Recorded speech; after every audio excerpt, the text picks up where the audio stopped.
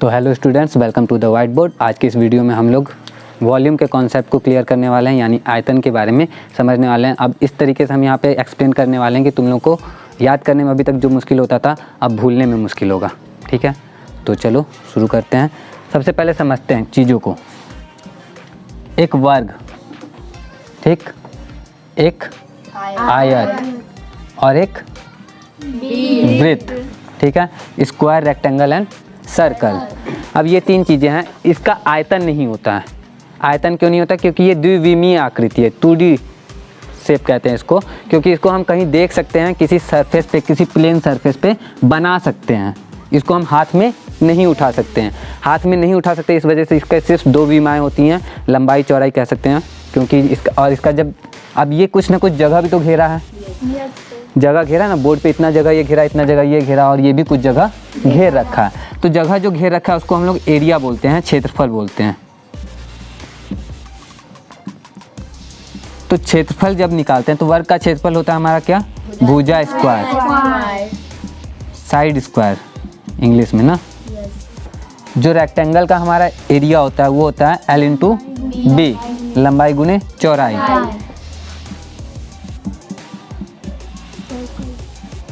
और सर्कल का जो एरिया होता है, क्षेत्रफल होता है, वो होता है पाई R स्क्वायर। ठीक है, और पाई यहाँ पे हम क्यों यूज़ करते हैं इसके बारे में हम तुम लोगों को नहीं बताया, लेकिन एक वीडियो में बताए थे, तो बता देते हैं यहाँ पे कि पाई जो होता है, पाई होता है हमेशा, पाई का वैल्यू होता है 22/7। और पाई जो होता है वो अनुपात होता है। अनुपात किस चीज़ का? तो किसी भी वृत्त की, किसी भी सर्कल के सर्कमफ्रेंस यानी कि परिधि, इसको परिधि बोलते हैं हम लोग, परिधि बोलते हैं ना, सर्कमफ्रेंस और व्यास D का अनुपात होता है। परिधि और व्यास का अनुपात होता है, वो पाई होता है। और चूंकि ये नॉर्मली ये तो प्लेन स्ट्रेट लाइन था ना, तो हम लेंथ का ब्रीथ में यानी कि लंबाई का चौड़ाई में गुना कर देते तो हमारा क्षेत्रफल आ जाता है। लेकिन ये तो इस तरह से गया है, कर्व्ड लाइन है, कर्व्ड लाइन से बना हुआ है, तो इसमें हमारा अनुपात जो होता है, अनुपात में रेडियस के स्क्वायर से मल्टीप्लाई करते हैं, यानी त्रिज्या के स्क्वायर से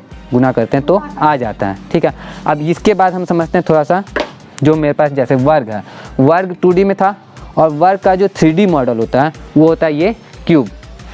लंबाई चौड़ाई बराबर, साथ में इसकी जो मोटाई होती है या ऊंचाई भी कह सकते हैं इसको, सब इक्वल होती है। ठीक है, और ये जो वर्ग था हमारा, वो उसको हम हाथ में नहीं पकड़ सकते, किसी समतल जगह पे सिर्फ बना सकते हैं, इसलिए इसको 2D में बोलते हैं। लेकिन ये जो घन है हमारा, क्यूब जो है, इसको हम हाथ में पकड़ सकते हैं, ये 3D में होता है। और इसका ये भी, अब जैसे ये सरफेस पे, इस बोर्ड पे कुछ जगह घेर रखा था, तो ये जो जगह घेर रखा है उसको हम लोग बोलते हैं क्षेत्रफल, एरिया। लेकिन ये हवा में कुछ ना कुछ जगह घेर रखा है, हवा में कुछ जगह घेर रखा है ना, तो हवा में जो जगह घेर रखा है उसको हम लोग बोलते हैं आयतन या वॉल्यूम। ठीक है, इंग्लिश में वॉल्यूम, हिंदी में आयतन। ठीक, अब ये जगह, अब इसको समझते हैं आयतन। इसका आयतन कैसे निकलता है? क्योंकि हमको मालूम है कि साइड में साइड का मल्टीप्लाई कर देते तो ये बोर्ड पे कितना जगह घेरा उसको हमारा मिल जाता है।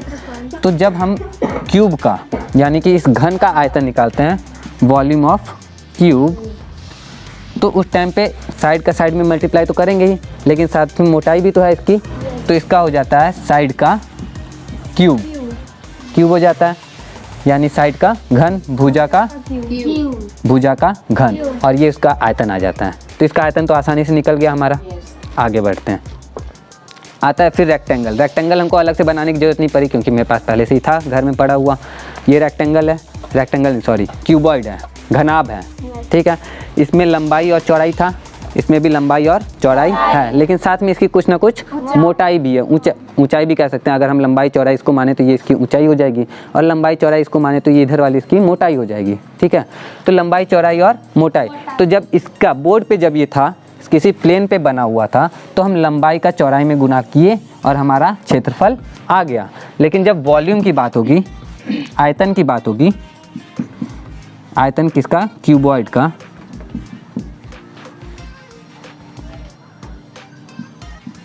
तो इस परिस्थिति में लंबाई चौड़ाई और साथ में इसकी ऊंचाई भी तो है ना, क्योंकि हवा में जितना जगह घेर रखा है वो सब आयतन होगा ना। तो लंबाई चौड़ाई और ऊंचाई, तो L into B into H बोलते हैं उसको। ठीक है, लंबाई गुने चौड़ाई गुने ऊंचाई। आप देखो, वर्ग और आयत का हम लोग उसके हिसाब से आसानी से बस एक चीज़ गुना बढ़ा दिए गुना करने में, और हमारा इसका आयतन आराम से बन गया। लेकिन जो सर्कल है हमारा, गोला है, इसके आयतन पे जब आते हैं तो ये थोड़ा सा कॉम्प्लिकेटेड हो जाता है, क्योंकि ये पता नहीं है कि किस हिसाब से बना ये आयतन, ये आया कैसे। क्योंकि हमको मालूम है वॉल्यूम ऑफ स्फीयर,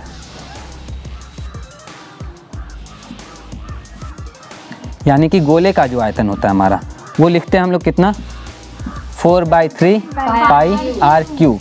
अब इसमें तो हम समझे कि पाई जो था, पाई हमारा परिधि और व्यास का अनुपात होता है। यानी कि अगर तुम एक 22 सेंटीमीटर का धागा ले लो और 22 सेंटीमीटर धागे को ऐसे किनारे किनारे रख के एक सर्कल को बनाओगे, तो उसका जो व्यास होगा वो हमेशा 7 सेंटीमीटर ही होगा, और ये हमेशा इसी अनुपात में रहता है। इस वजह से पाई के हिसाब से पाई को हम लोग यूज़ करके एरिया तो निकाल लेते हैं। लेकिन जब वॉल्यूम की बात होती है, यानी कि आयतन की बात होती है, अब ये गोला है, गोले का आयतन हमको चाहिए, तो ये 4/3 कहाँ से आया, यही यहाँ पे अभी हम बताने वाले हैं। ठीक है, अब इसको समझने से पहले हम कुछ चीज़ें और समझ लेते हैं, तब ये ज़्यादा अच्छे समझ में आएगा। गोला, शंकु, शंकु का भी कितना होता है बुआ, कोण का कितना होता है, याद है सबको, तो बहुत अच्छी बात है, क्योंकि याद रहने के बाद आसान हो जाती हैं चीज़ें। पाई आर स्क्वायर एच, और साथ में हमारा ये बेलन भी है, बेलन का कितना होता है बुआ, पाई आर स्क्वायर एच। ठीक है, चलो अब चीज़ों को क्लियर करते हैं, ठीक है ना। ये क्या दिख रहा है बच्चों, वृत्त जैसा दिख रहा है। अगर हम बोले कि ये एक सिलेंडर है, ये एक बेलन है, तो हो भी तो सकता है, क्योंकि हमको तो सिर्फ ऊपर से दिख रहा है। अगर हम इसको देखते हैं, ऊपर से देखते हैं सिर्फ, तो ये भी तो एक वृत्त जैसा ही दिख रहा है। यानी कि इसका जो एरिया होगा, मतलब अभी तो एरिया ही होगा, क्योंकि हमको तो वृत्त जैसा दिख रहा है, तो एरिया जो होगा वो होगा क्या, pi R square, pi R square होगा, क्योंकि अभी तो ऊंचाई तो इसकी दिख ही नहीं रही हमको, तो ऊंचाई नहीं दिख रही, तो इसका जो एरिया होगा यानी कि क्षेत्रफल होगा वो पाई आर स्क्वायर होगा। लेकिन हमको मालूम है कि जिस तरह से हम इसके क्षेत्रफल में, आयत के क्षेत्रफल में ऊंचाई से गुना कर दिए थे, तो घनाभ का क्षेत्रफल आ गया था, घनाभ का आयतन आ गया था, तो इसके क्षेत्रफल में इसकी ऊंचाई से गुना कर देंगे तो हमारा बेलन का आयतन आ जाएगा। ऊंचाई कितनी है इसकी, तो इसकी ऊंचाई हमारी h ही है, नहीं कुछ मालूम है तो h है। ठीक है, तो हम h मान लिए, और h मान लिए, तो इसका जो आयतन आ गया हमारा, वॉल्यूम हो गया, वो हमारा हो गया पाई आर स्क्वायर एच, क्योंकि h से गुना कर दिए, आयतन आ गया। बेलन का आयतन में कोई दिक्कत नहीं, और ये आसान भी था, पहले से जानते भी थे। ठीक है, अब बात करते थोड़ा सा शंकु के, शंकु का आयतन, कि शंकु का आयतन 1/3 पाई आर स्क्वायर एच होता है। कैसे आता है ये 1/3 आया, तो आया कहाँ से। अब देखो, अभी जो हम शुरू में बताए थे कि मेरे पास सिर्फ एक बॉल था, और इसी बॉल का जितना व्यास था उतना ही व्यास वाला ये शंकु बनाया है, उतना ही व्यास वाला हम ये बेलन बनाया है। और अब जब इस बॉल की, आप बताओ गोले में ऊंचाई होती है, गोले में नहीं, क्यों नहीं होती। अगर मान लो हम इसको ऐसे रखते हैं, तो ये इतना कहीं व्यास ही, उसका जो व्यास होता है वही उसकी ऊंचाई के बराबर होती है, उससे ज़्यादा ऊंचा तो हो नहीं सकता। तो तुम नोटिस करोगे तो इसका जो शंकु का जो ऊंचाई रखे हैं हम भी, वो भी इसी के बराबर ही रखे हैं, सब कुछ कैलकुलेट करके बनाए। तो इसलिए इस शंकु का जो है ऊंचाई है इसके व्यास के बराबर है, शंकु का जो व्यास है वो भी इसके व्यास के बराबर है।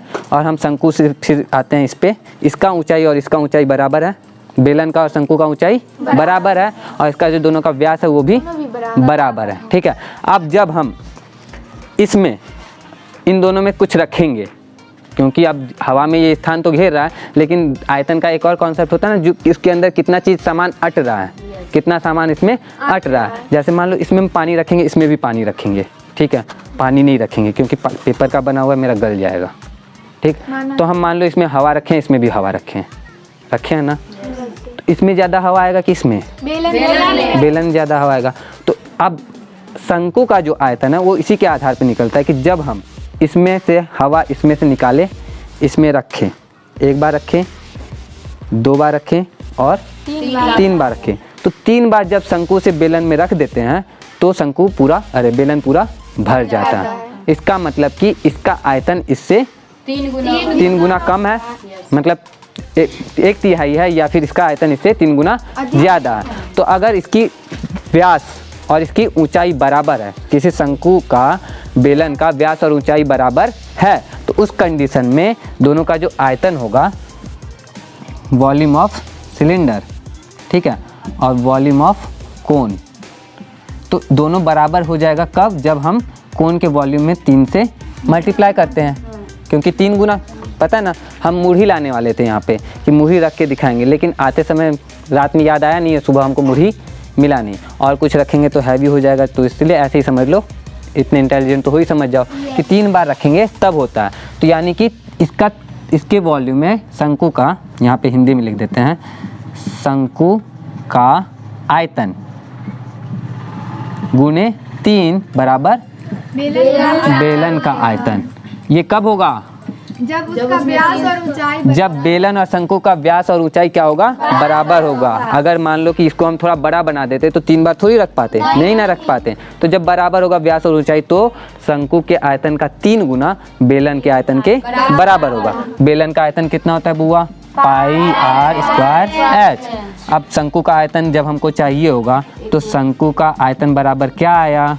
1/3 पाई आर स्क्वायर एच। समझ में आया? ठीक लगा? अब गोले के बारे में समझ लेते हैं। अब आ गया गोला और फिर शंकु। शंकु का अब निकाल लिए बेलन की सहायता से, गोले का निकालेंगे शंकु की सहायता से। इसका क्या कॉन्सेप्ट है कि जब इस शंकु से हम कोई चीज़ लेके इस गोले में, अच्छा इन दोनों में क्या लगता है किस में ज़्यादा आएगा? ये आधा ही है, ये आधा ही है। ये दिखने में थोड़ा सा छोटा लग रहा होगा, हम बता देते हैं इन दोनों में बराबर आएगा। बराबर कैसे? रख के देख लें, हम तो मुरही लाते तो रख के दिखा देते हैं, लेकिन समझ लो कि कैसे आता है वो समझा रहे, वही एक्सप्लेन कर रहे हैं कि जब एक गोले की व्यास और गोले की ऊंचाई शंकु के व्यास और शंकु की ऊंचाई के बराबर होगी, तो शंकु, तो ये अर्धगोला है ना अभी, तो इसका आयतन इस अर्धगोले के आयतन के बराबर होगा। यानी कि अगर हमारे पास पूरा गोला हो, हमारे पास पूरा गोला हो, तो इस दोनों गोले को भरने के लिए हमको शंकु से कितनी बार इसमें देना पड़ेगा?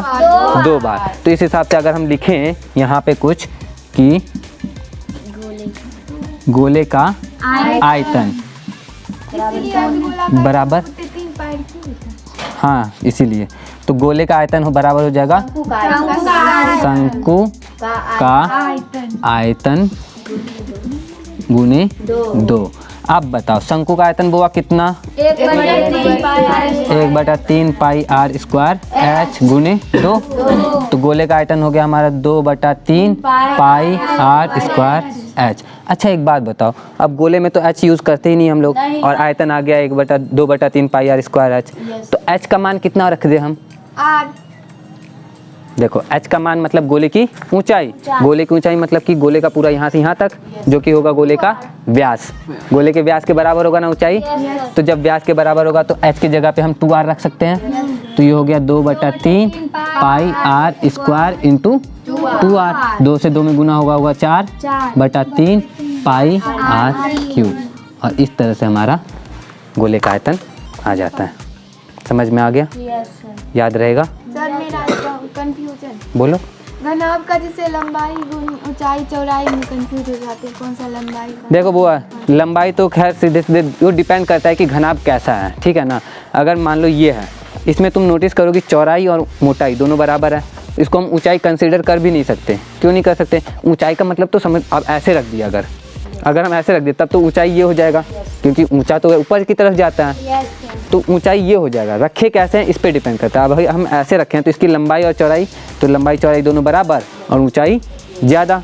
लेकिन मान लो इसको हम ऐसे रखे हैं, तो ऐसे रखने वाली परिस्थिति में क्या हो जाएगा कि सामने से जब देखोगे तो ये लंबाई, ये चौड़ाई और ये वाला भाग इसकी मोटाई हो जाएगी, ऊंचाई नहीं मोटाई हो जाएगी, तब मोटाई लेंगे, ठीक है। और मान लो कि इसी के ऊपर ऐसा ही बॉक्स हम 3-4 रख दिए, ठीक है, तब लंबाई और इधर वाला तुम्हारा सॉरी इधर वाला चौड़ाई हो नहीं सकता, क्या हो जाएगा, ये वाला ऊंचाई हो जाएगा, जो ऊपर रखे हैं तो ऊपर जाएगा तो वो ऊंचाई हो जाएगा, और पीछे तुम्हारा मोटाई हो जाएगा, फिर उसमें चौड़ाई नहीं रहेगा, ठीक है।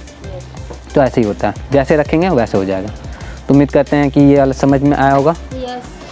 और बस आज के लिए इतना ही, मिलते हैं हम लोग नेक्स्ट क्लास में।